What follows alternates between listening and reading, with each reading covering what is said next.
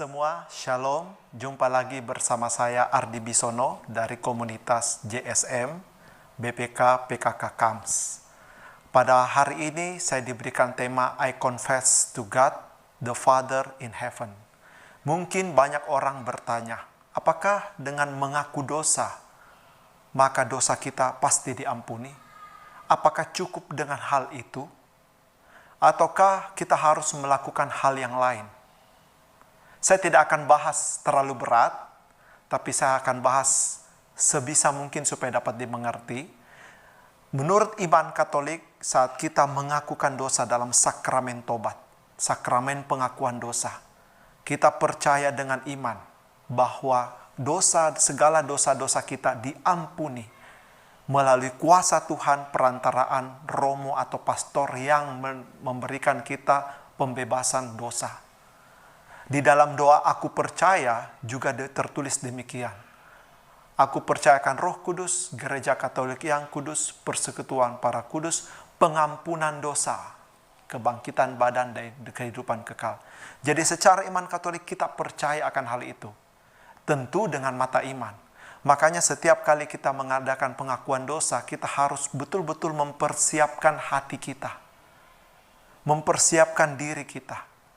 Tentu dengan mata iman kita masuk dalam ruang pengakuan, bukan sosok romo yang kita lihat, tetapi sakramen artinya ada tanda kehadiran Allah di tengah-tengah kita yang mendengarkan, yang melepaskan pengampunan untuk segala dosa-dosa kita.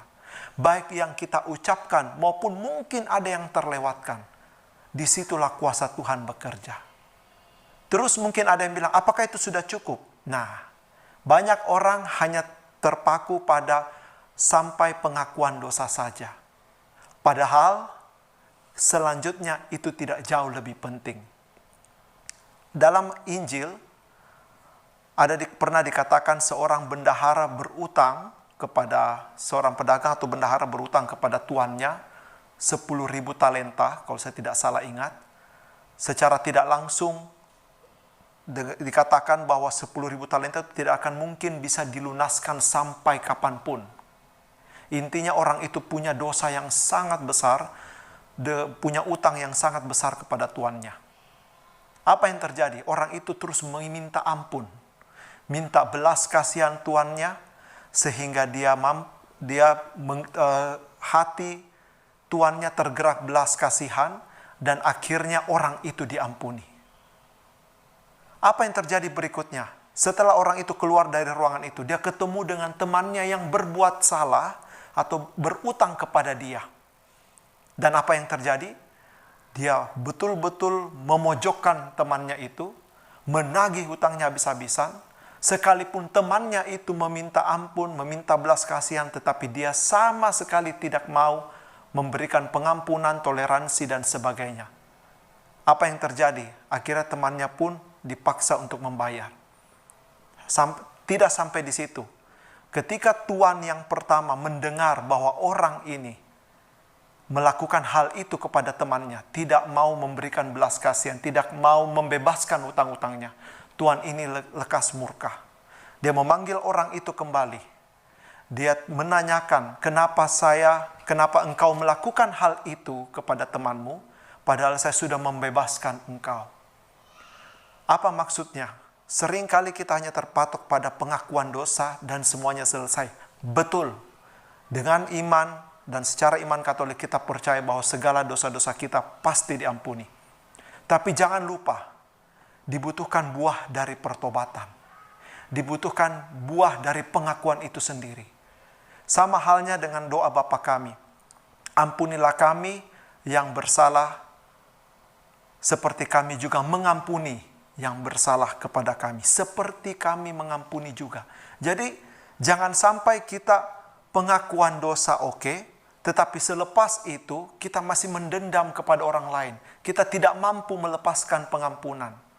Dan disitulah Tuhan yang tidak suka atau murka. Karena Tuhan lebih dulu mengasihi kita. Dosa kita yang begitu banyak, Tuhan saja mau mengampuni. Semestinya kita juga mampu mengampuni yang mungkin dosanya kesalahannya hanya lebih kecil dibanding dosa kita kepada Tuhan yang begitu banyak. Mari Bapak, Ibu, Saudara-saudari, tidak hanya berpatok hanya sampai pada pengakuan dosa saja, tetapi mari kita melahirkan buah dari pengakuan dosa itu. Ketika dosa kita diampuni, saya ajak Bapak, Ibu, Saudara-saudari sekalian untuk bisa mengampuni juga kepada setiap orang yang pernah berbuat salah kepada kita, baik sengaja maupun tidak sengaja. Susah? Mungkin, tetapi itu hanya sebuah keputusan. Dan keputusan itu ada di tangan Anda dan saya. Mari kita satu dalam doa, kita mohon Roh Kudus agar kita dimampukan. Tidak hanya kita mampu mengakui kesalahan kita kepada Tuhan, tetapi kita juga mampu mengampuni sesama kita. Mari kita satu dalam doa atas nama Bapa dan Putra dan Roh Kudus. Amin. Tuhan, terima kasih kalau hari ini kami boleh belajar lagi sedikit mengenai pengakuan dosa.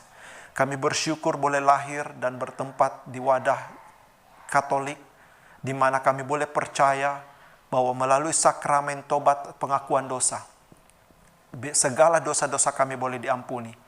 Bukan karena kehebatan kami, tapi justru kemurahan hati-Mu lah yang membuat kami bebas dari segalanya. Dan kami juga mohon Roh Kudus mampukan kami untuk bisa mengampuni sesama kami.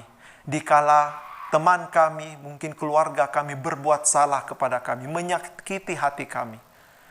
Mampukan kami Tuhan, penuhi hati kami dengan belas kasihan-Mu, seperti Engkau mengasihani kami. Sehingga kami boleh melahirkan buah dari pertobatan kami, buah dari pengakuan dosa kami Tuhan. Pimpin kami Roh Kudus, dikala kami gagal.